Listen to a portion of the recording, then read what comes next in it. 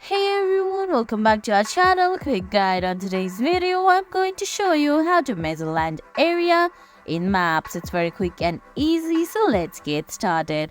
First, you should know that you cannot measure the land area in Google Maps.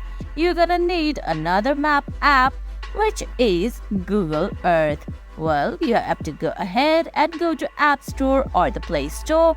Look for Google Earth and download it. Then sign in using your Google account. Now all you have to do is zoom in the location of where you want to measure the land area. Well, go ahead and drop a pin there.